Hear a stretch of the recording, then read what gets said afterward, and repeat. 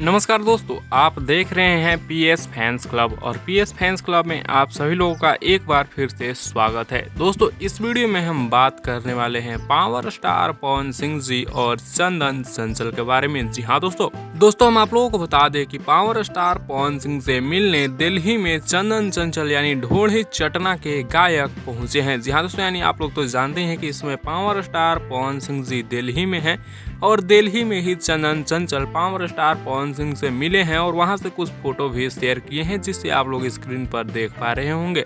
और दोस्तों बता दें कि इस फोटो को लेकर काफी सारे लोग अब विवाद करना स्टार्ट कर दिए हैं। जी हाँ दोस्तों, यानी उनका कहना है कि पावर स्टार पवन सिंह जी ढोढ़ी चटना जैसे सिंगर को सपोर्ट करना शुरू कर दिया है।